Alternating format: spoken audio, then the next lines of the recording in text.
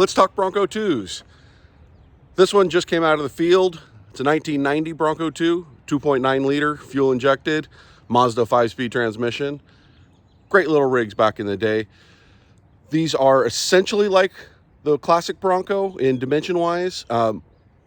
Less power, less drivetrain, but dimension-wise, yes. 2 inches more wheelbase on these at 94 inches, early Broncos 92. This one just came out of the field. I got it for a song. Came with some issues, as they all do. Owned by a cowboy, so this one's rough. But look at them super bitchin' wheels. Those are definitely a 90s throwback. They're for sale if you want them. Here we have our standard cowboy stuff. Got horsey stuff. Broncos fan. Trees.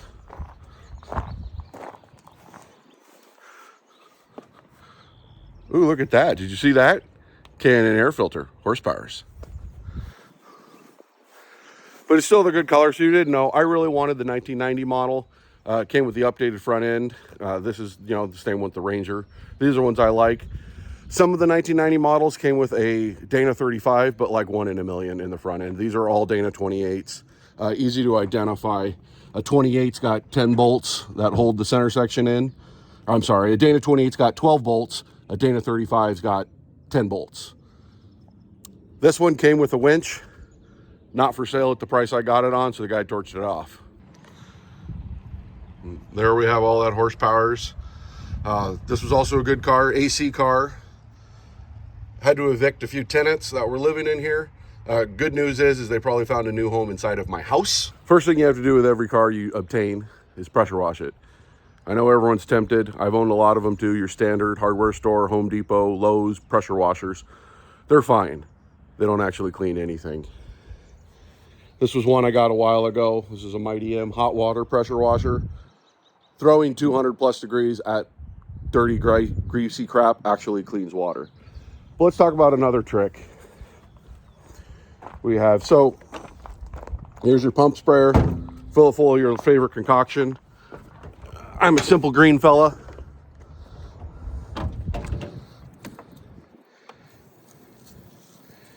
Oh, just look at it going on. The pump sprayer is so much nicer than you pumping it manually.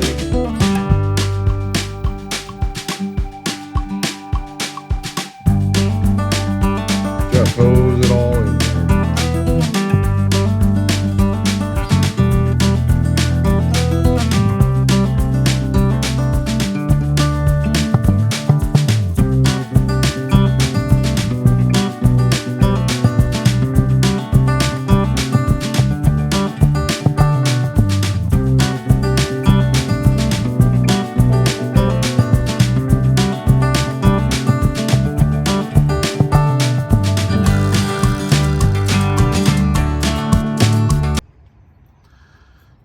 So the little mice got it, but you can see it. These have these little Christmas tree things.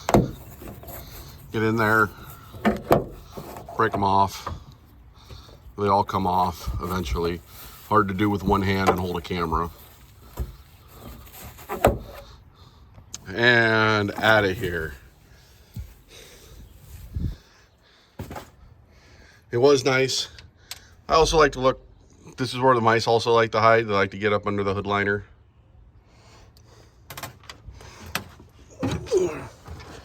So we look at our bumper. Let's see, it's got welds up here that need to be cut and a weld here.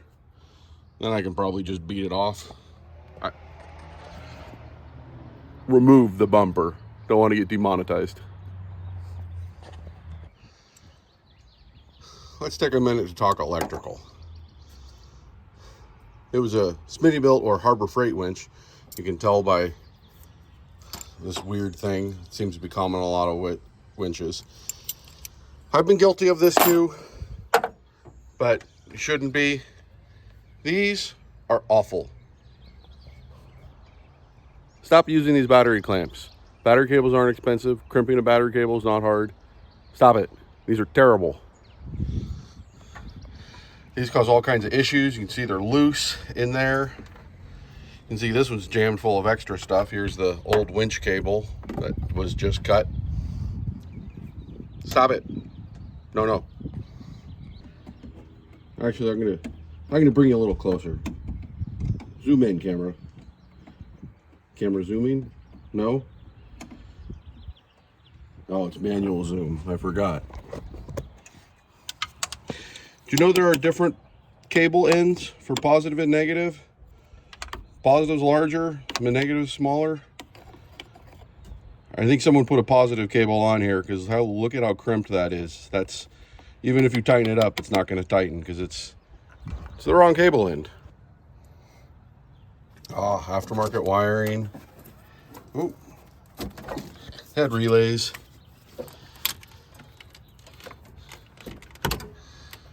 Probably some sort of off-road truck. And some off-road lights. Let's get rid of that. Go by. Let's go. Look at that wiring right across the radiator. Professional. I'm not gonna lie, I probably would have done the same. Clip. Ooh, look at the neon zip tie. Look at that bad boy, huh? Clip. Oh, where do you all go? Look at the random zip ties. Oh, the tails. Look at who does this too. Look at the tails of the zip ties aren't cut.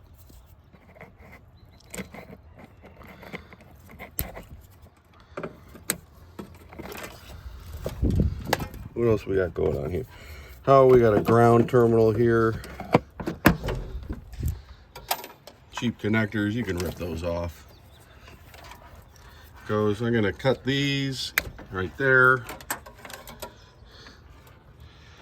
Put them wires over there. Oh, look what I noticed.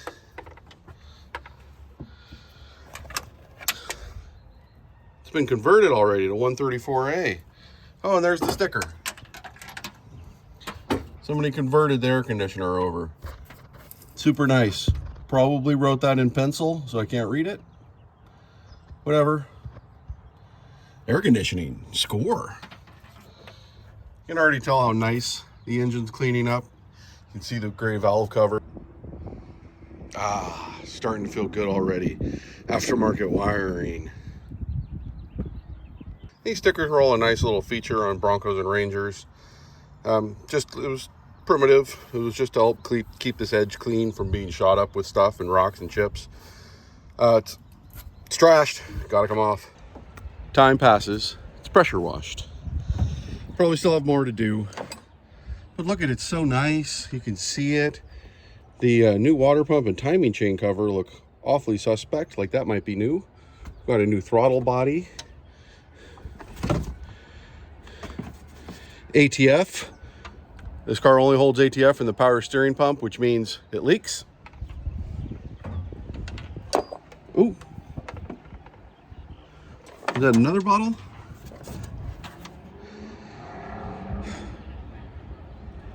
Power steering fluid. It leaks. It's okay. These C2 Ford pumps, we all know they're garbage. So loud. Looking around. Bought this for 2 reasons cheaply.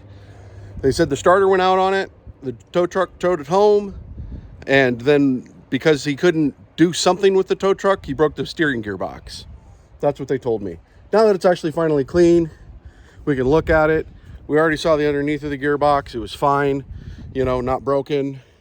We look in here. Well, that's suspect. We look in here. Here's our steering shaft. Did he break a rag joint? No, nothing's broken. Somebody disconnected the steering, which is absolutely fine. Outer seal housing. So this just needs a 10 millimeter, push it back on, mint. Missed a spot. Starter. Fords are awesome to steal. So we've got our starter relay. You ever want to check if your starter's good? So here we are further into it. Here's the steering coupler. Well, they weren't telling a lie. There's where the tow truck guy supposedly broke it. Good news is, never throw anything away. Got one. Sweet. Getting closer. So I thought would be a simple fix with the steering box. If you watch it, you can see the rack coming out. Yeah, she's good and boogered. Let's pull the box. New steering box. About to go in. It is that exciting. Still working on it on the trailer. My goal is really to get it off the trailer today.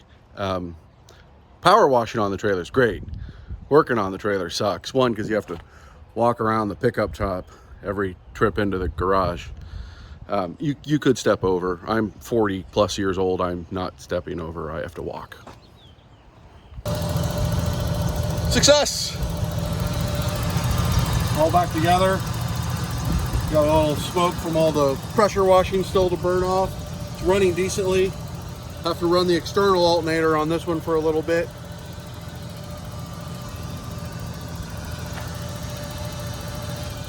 Running good, running decently. Stops poorly.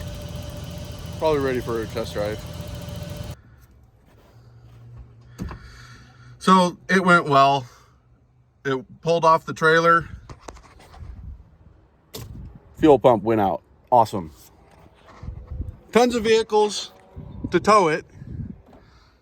Let's try the golf cart. Sounds fun. All right, let's go.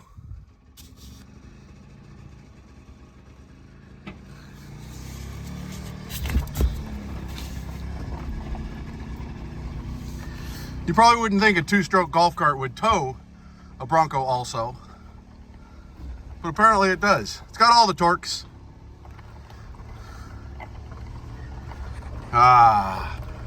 Into the backyard where I could not care about this thing, and the new car has worn off. All right, alternator's junk. Let's go ahead and rip it out. This is a Ford 2G alternator. These went from 60 to 80 amps, depending on your options. If you weren't aware, these things actually had an issue in the harness that actually caused a lot of issues with these early on. Ford created a TSB, but we're going to rip it out anyway, put something new in there. Battery's in my way too, so let's pull the battery and see what happens.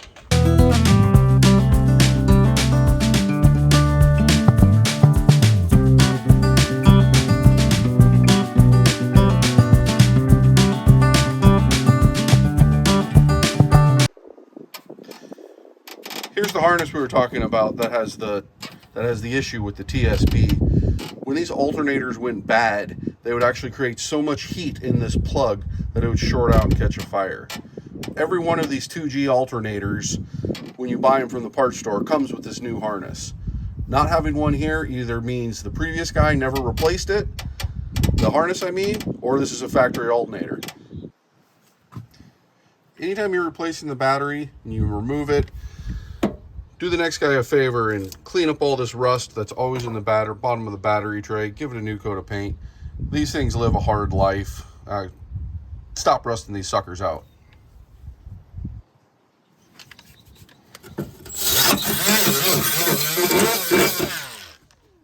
So here's the bad thing about pulling off alternator, power steering pump, all that stuff. You get to see everything. I could see where the valve cover slipped, where someone else tried to repair it. So now I got to pull valve covers and replace those gaskets. But it's okay, because pulling a valve cover is a good check to see the overall condition of the engine. See if anybody actually liked the car and maybe did any regular oil changes in it. So we can see here, look at this. This is nice, this is pretty. Grab them, grab a few. None of them seem loose. None of the rockers or valves backed off. Same with this side, you can see no heavy deposits, none of that stuff. So this is looking good. This is a good little truck. Somebody liked it. It either leaked so much oil that it never had a chance to have any buildup, or someone actually did some oil changes on it. On these 2.9s, you're going to see this little index right here between the intake manifold and the head. You're going to want to plop a little bit of RTV right there and over there, and of course on the other side. Now when you buy the gaskets, fanboy here, I like the Felpro Blues. These are more expensive than your standard cork gasket, silicone gasket, whatever, better. You don't seem to have to take these off again. I would also recommend putting down a little bit of gasket tack or giga-snatch or whatever you want to call it. These just help hold the gasket in place, so when you're moving it around, that sucker's not falling right back off. Old hot rodding trick too is putting that gasket cover on, gluing it to the valve cover. That way you take this on and off, it's no problem. While you're in there, you're not an animal. Clean your hardware. Nice wire wheel across the hardware, makes it look all professional. All right, we're back on. Look at, you got your wiring harnesses plugged back in. When you're setting it down, make sure you run your finger around everywhere. Make sure you didn't get any wire harnesses underneath that valve cover seal. While you're in here too, put a PCV valve in it. It deserves it. They're $6. You can see that old one's kind of crusty. They make metal ones, and not the biggest fan. I actually prefer the Motorcraft plastic ones. They're quieter. The metal ones rattle more. This is where your crankcase breather sits. Apparently it's not a well-replaced item. I had to order it. Nobody got it. So I'm waiting on that. But let's take a moment to talk about doing the job versus doing the job right. See all this? Look at this. This is gross, right? Take a moment. Peel all this off. Add some fresh tape. Tape's been there for 20 years. It's served its job. Get more. Put it on there, make it look nice again. The other thing is, you see all in here, look at the scuzz. Now's your time. Everything's not there. Come in here, let's make it pretty again, huh? This is what sets jobs apart versus having a 20-minute job versus having a 2-hour job as well. But you'll be happier when it's all done. Money back guarantee. Not a guarantee. Just stop sometimes. I started to notice how dirty the plenum was. Wanted to get to the injectors. Let's just take the plenum off. Again, good way to check. Intake runners aren't that bad. But I'm still gonna run some cleaner in it. Make it all brand new. So if we look at the upper plenum, you can see this is the back. Clearly the back's got all the gross stuff. But nothing hurts. It's only time. Just clean it.